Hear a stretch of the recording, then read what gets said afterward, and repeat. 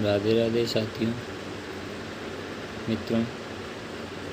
आज हम कक्षा 7 की पर्यावरण अध्ययन विषय है भूगोल सामाजिक विज्ञान के अंतर्गत जो आता है उसके अध्याय 1 पर्यावरण के बारे में चर्चा करेंगे। तो चलिए शुरू करते हैं। स्वागत है आप सभी का आपके अपने यूट्यूब चैनल ऑनलाइन गुरुजी में। पाठ है, इसको पाठ की तरह पढ़ाऊँगा, फिर कुछ जो समझाने की चीज़ें होंगी वो मैं समझा दूँगा। लंबी छुट्टियों के बाद जब रवि स्कूल जा रहा था तब उसने देखा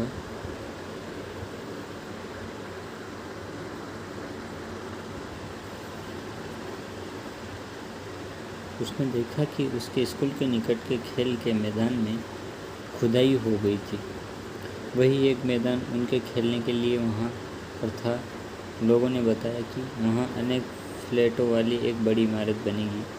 जब रवि को समझ में आया कि मुलायम घास, गेंदे के फूल एवं तितलियों वाला विशाल मैदान अब हमेशा के लिए नष्ट हो चुका है, तो उसकी आंखों में आंसू झलकने लगे। उसने यह बात अपने सहपाठियों को बताई। सुबह की सभा में प्रधानाचार्य ने भी बहुत उदासी से कहा, देखो कैसे हमारा पर्यावरण बदल रहा है। कक्षा में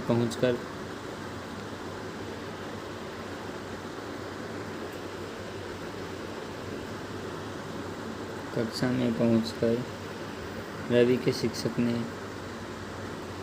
पूछा, पर्यावरण क्या है? जो कुछ भी आप अपने आसपास देखते हो, शिक्षक ने बताया।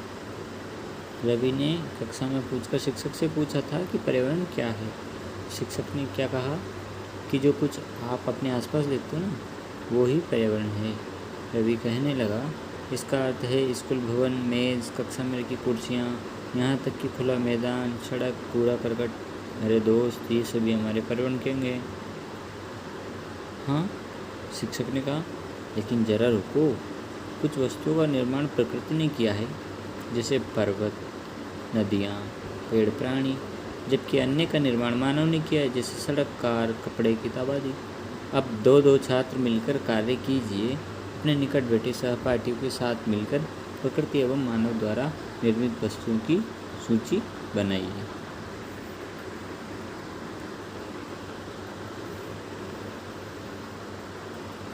रवि, परमजीत, जस्सी, मुस्तफ़ा, आशा सभी ये सूची बनाने के लिए उत्सुक थे। इकबाल ने पूछा, हमारा पर्यावरण क्यों बदल रहा है? शिक्षक ने उत्तर दिया, ऐसा हमारी ज़रूरतों के कारण होता है। ये दिन प्रतिदिन बढ़ती रहती है। जो हमारी ज़रूरतें होती वो बढ़ती ही रहती है। इसका ये वाला पढ़ लेते हैं।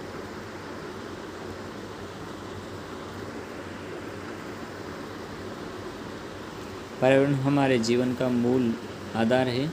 यह हमें सांस लेने के लिए हवा, पीने के लिए जल, खाने के लिए भोजन एवं रहने के लिए भूमि प्रदान करता है। मानव इस प्राकृतिक पर्यावरण में कैसे परिवर्तन करता है? कार का धुआं वायु को प्रदूषित करता है, पानी को पात्र में एकत्रित किया जाता है, भोजन बर्तनों में परोसा जाता है और भूमि एवं कारखानों का निर्माण होता है। मानव कार, मिल, कार एवं बर्तनों का निर्माण करते हैं। इस प्रकार मानव प्राकृतिक पर्यावरण में परिवर्तन करता है। अब मैं आपको बता देता हूँ कि इस पूरे चित्र में पर्यावरण के जो घटक हैं उनके बारे में दे रखा है और मैं इसमें आपको एक एक करके बताऊँगा।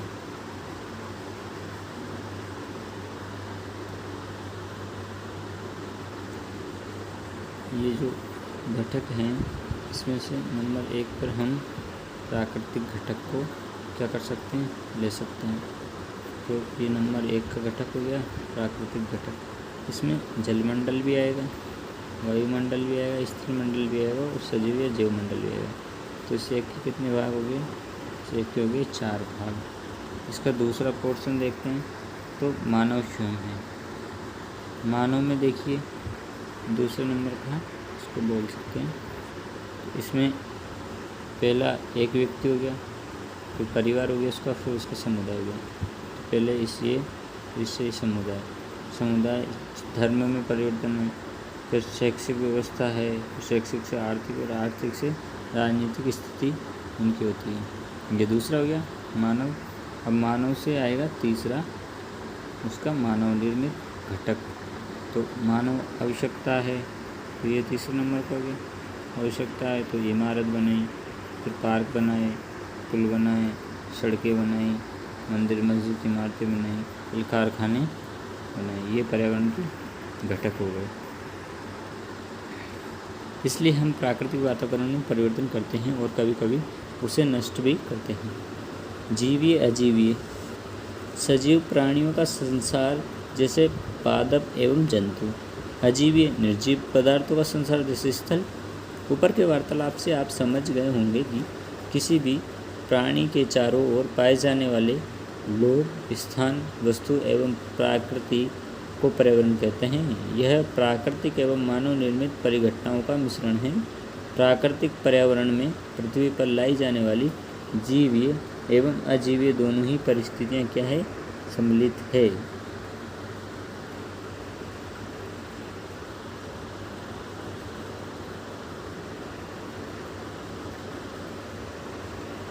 जबकि मानवीय पर्यावरण की परस्पर क्रियाएं, उनकी गतिविधियों एवं उनके द्वारा बनाई गई रचनाएं क्या है, शामिल हैं। अब बात करते हैं प्राकृतिक पर्यावरण की। तो प्राकृतिक पर्यावरण क्या है? भूमि, जलवायु, पेड़ पौधे एवं जीव जंतु मिलकर प्राकृतिक पर्यावरण बनाते हैं। स्थलमंडल, जैवमंडल, वायुमंडल एवं जैवमंडल से आप क्या समझते हैं? आप क्या पहले से परिचित होंगे जैवमंडल से? आइए हम उन सब संबंधों और कुछ तथ्यों की जानकारी प्राप्त करते हैं। पृथ्वी की ठोस परपटी या कठोर परत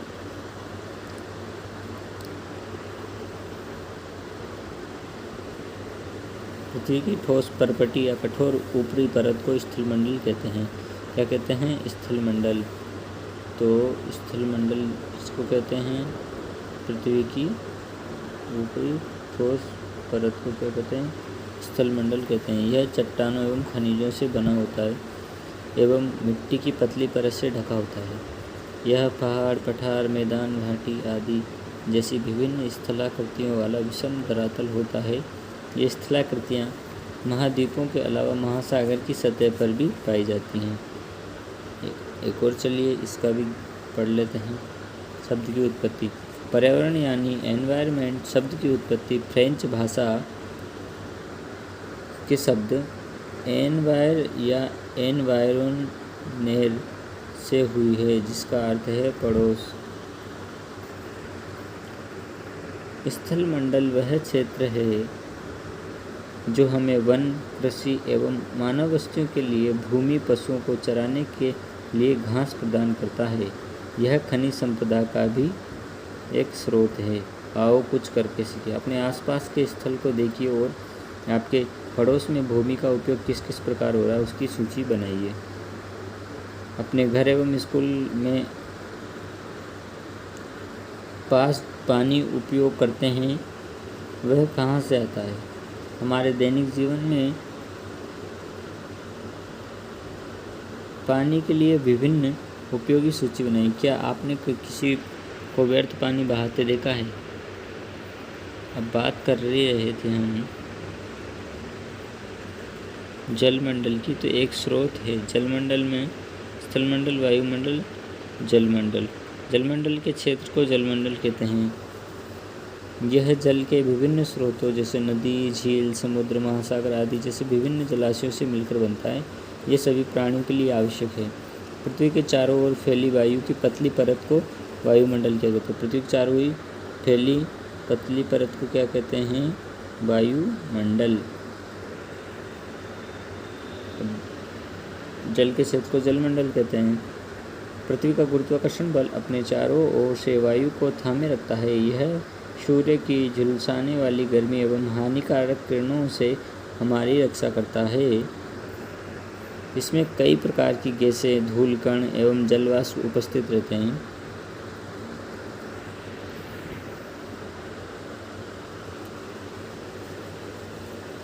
परिवर्तन होने वायुमंडल में परिवर्तन होने से मौसम एवं जलवायु में परिवर्तन होता है।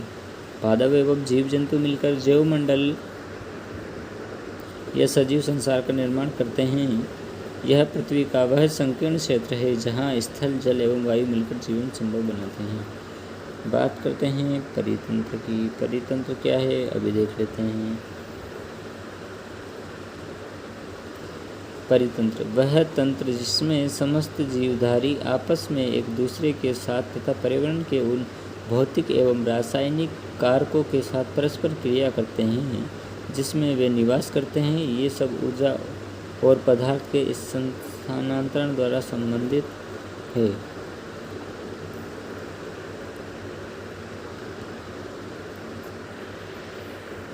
परितंत्र क्या है? रवि की कक्षा के एक एनसीसी कैंप में जस्सी ने आश्चर्य से कहा, कितनी मूसलाधार बारिश हो रही है। इससे मुझे अपना केरल याद आ गया। तुम सबको आकर देखना चाहिए कि कैसे हरे भरे खेत एवं नारियल के बगान से लगातार बारिश होती रहती। तभी जैसलमेर के रहने वाले हीरा ने आश्चर्य से कहा, हमारे यहाँ वर्षा होती ही नहीं है। हम तो दूर दूर तक केवल कीकर व रेत ही नजर आती, लेकिन वहाँ ऊँट भी तो मिलते हैं। रवि ने कहा, आओ कुछ करके सीखते हैं, इसमें क्या है। कहानी में बच्चों की तरह आप भी अपने पर्यावरणीय स्थान का चित्र या फोटो लाइए। तो ये जो है एक चित्र दिया है, तो बच्चों को क्या करना है, अपने लाना है चित्र खींच करके।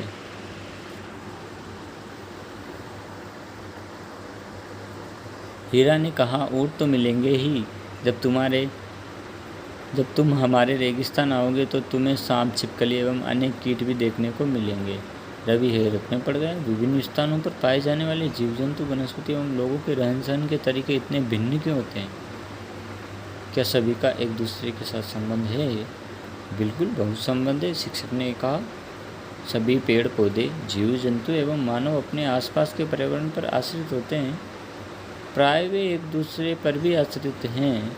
जीवधारियों का आपसी एवं अपने आसपास के पर्यावरण के बीच का संबंध ही परितंत्र का निर्माण करता है। अधिक वर्षा वाले वन, घास स्थल, रेगिस्तान, पर्वत, झील, नदी, महासागर एवं छोटे से ताल का भी एक परितंत्र हो सकता है।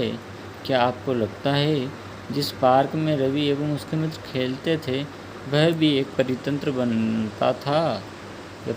बनाता था?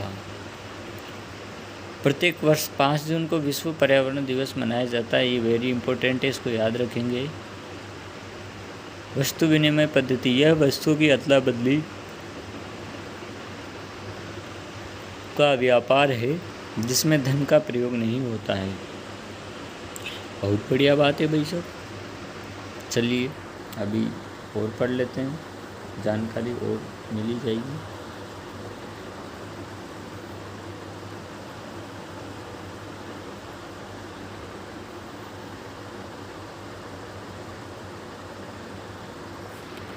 मानवीय पर्यावरण। मानव अपने पर्यावरण के साथ पारस्परिक क्रिया करता है और उसमें अपनी आवश्यकता अनुसार परिवर्तन करता है। प्रारंभिक मानव ने स्वयं को प्रकृति के अनुरूप बना लिया था। उनका जीवन सरल था एवं आसपास की प्रकृति से उनकी आवश्यकताएं पूरी हो जाती थी। समय के साथ कई प्रकार की आवश्यकताएं बढ़ी। मानव ने पर्यावरण के उपयोग और उसमें परिवर्तन करने के लिए कई तरीके सीख लिए। उसने फसल उगाना, पशु पालना एवं स्थायी जीवन जीना सीख लिया।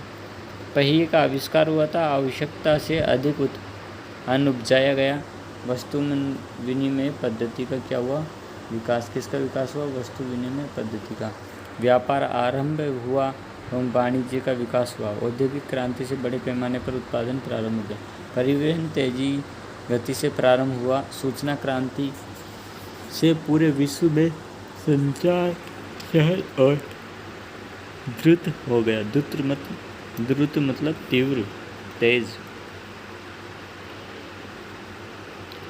क्या आपको लगता है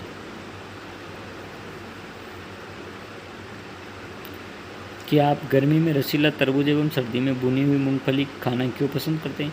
प्राकृतिक एवं मानवीय पर्यावरण के बीच सही संतुलन होना आवश्यक है। मानव को पर्यावरण के साथ समरसता से रहने एवं उसका उपयोग सीखना चाहिए। रवि की कक्षा में मिजोरम की एक लड़की है नूरी। वह अक्सर अपने स्थान की हरियाली की बात करती रहती। खेल का मैदान नष्ट होने के कारण रवि की उदासी देखकर नूरी ने उसे आने वाली छुट्टियों में अपने घर मिजोरम आने को कहा। रवि ने शिक्षक के सभी साथ कहा कि छुट्टियों में वे जिन स्थानों पर जाएंगे वहाँ के भूदृश्य, घरों एवं लोगों के क्रियाकलापों के चित्र बना करके लाएंगे। आओ कुछ करके सीखते। अपने पड़ोस के किसी बुजुर्ग व्यक्ति से बात करें और निम्न प्रकार की जानकारी प्राप्त करें। तो जानकारी किस किस प्रकार की प्राप्त करनी है वो मैं आपको अभी बता रहा हूँ। जब वे आपकी उम्र के थे तब उनके पास आसपास के कैसे पेड़ थे, उस समय के घर के अंदर खेले जाने वाले खेल, उस समय उनका पसंदीदा फल, गर्मी एवं सर्दी का मौसम वे कैसे बिताते थे। प्राप्त जानकारी को दीवार बुलेटिन बोर्ड पर प्रदर्शित करें। अभ्यास, चलिए अभ्यास करते हैं।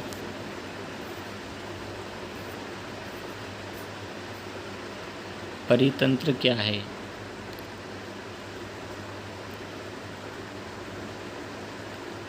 तो जो हमारे पर्यावरण चारों तरफ फैला है, लेकिन परितंत्र का एक अर्थ लगाएं तो जो एक निश्चित क्षेत्र होता है छोटा, उसके अंतर्गत जो तंत्र जीव जंतु वगैरह रहते हैं उसको परितंत्र कहते हैं। प्राकृतिक पर्यावरण से आप कैसे? प्राकृतिक पर्यावरण का तात्पर्य वह जो प्रकृति प्रदत्त है या जो पृथ्वी पर स्वयं उगी हुई है उसको प्राकृतिक पर्यावरण कहते हैं। पर्यावरण के प्रमुख घटक कौन कौन है? पर्यावरण के प्रमुख घटक 4 हैं, 3 है वैसे। मानव, प्राकृतिक पर्यावरण, मानव पर्यावरण और मानव निर्मित क्रियाएं। जो मानव निर्मित पर्यावरण है, मानव निर्मित पर्यावरण के 4 उदाहरण दीजिए। मानव निर्मित पर्यावरण के 4 उदाहरण ये है, सड़क हो गया, पुल हो गया, जिसके बाद में बिल्डिंग्स हो गई, जिसके बाद में कल कारखाने हो गए। स्थलमंडल क्या है? वह स्थल का भाग जिसमें जल नहीं पाया जाता स्थलमंडल कहलाता है। जीवीय पर्यावरण के 2 प्रमुख घटक क्या क्या हैं? जीवीय पर्यावरण के 2 प्रमुख घटक आप देखोगे तो जैसे कि एक तो पेड़ पौधे हो गए, दूसरा मानव खुद हो गया। जैवमंडल क्या है? किसी निश्चित स्थान पर विभिन्न जैवों का पाया जाना ही जैवमंडल है। सही उत्तर और गलत उत्तर का चयन करना है।